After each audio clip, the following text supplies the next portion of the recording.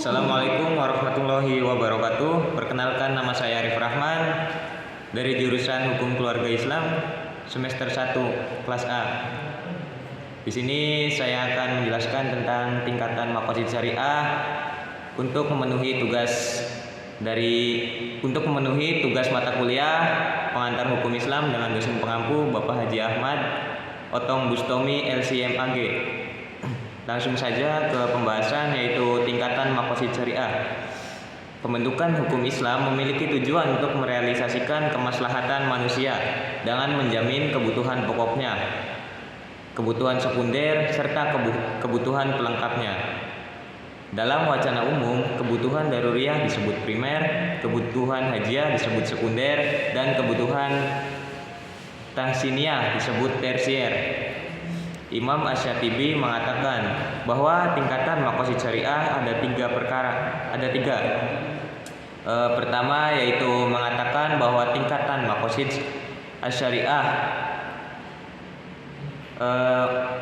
menurut Imam Asy-Syatibi mengatakan bahwa tingkatan maqasid syariah ada tiga, yaitu pertama kebutuhan primer, yang kedua kebutuhan sekunder, dan yang ketiga kebutuhan tersier.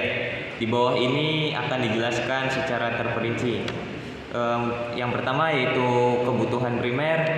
Kebutuhan primer yaitu kebutuhan yang harus dipenuhi. Jika kebutuhan ini tidak terpenuhi, maka manusia akan mengalami kerusakan dalam hidup. Kebutuhan pokok ini ada 5, yang kemudian disebut dengan ad-daruriyah al-khamsah, yaitu menjaga agama, menjaga jiwa, menjaga akal, dan menjaga keturunan serta hartanya.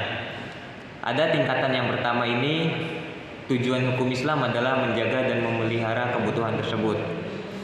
Untuk memelihara eksistensi agama, Allah Subhanahu wa taala memerintahkan agar manusia beriman kepada Allah, malaikat, rasul, kitab, dan hari akhir.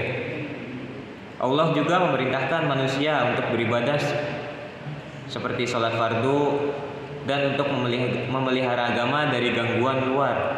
Allah Subhanahu wa taala memerintahkan jihad, demikian juga untuk memelihara agama, melarang murtad, dan Allah juga memerintahkan memerangi orang-orang yang murtad. Untuk poin kedua yaitu kebutuhan sekunder.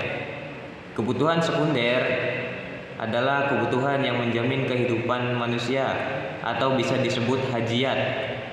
Ini mencakup hal-hal penting bagi ketentuan dari berbagai fasilitas untuk penduduk dan memudahkan kerja keras dan beban tanggung jawab mereka. Ketiadaan berbagai fasilitas tersebut memang tidak menimbulkan kekacauan dan ketidaktertiban, akan tetapi dapat menambah kesulitan bagi masyarakat.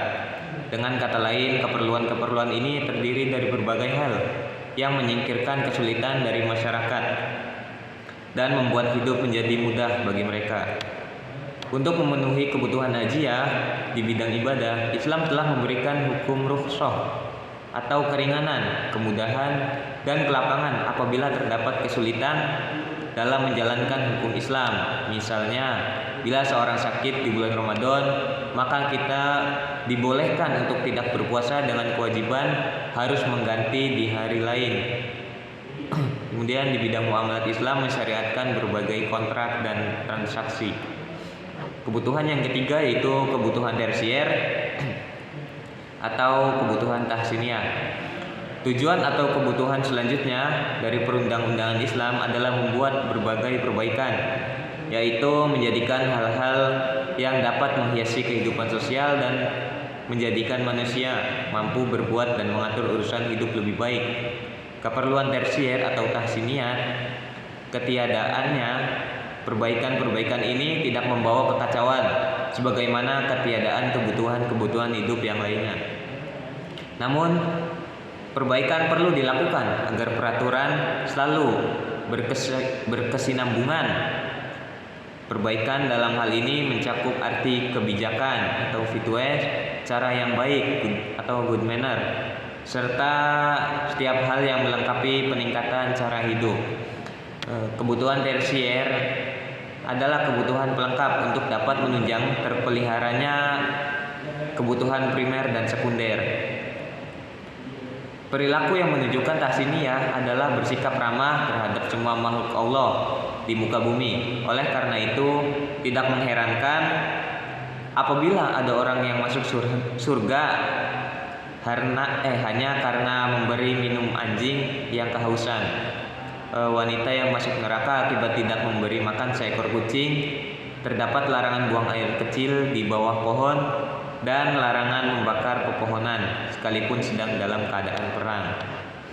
Mungkin cukup sekian yang dapat saya sampaikan, kurang lebihnya mohon maaf. Wassalamualaikum warahmatullahi wabarakatuh.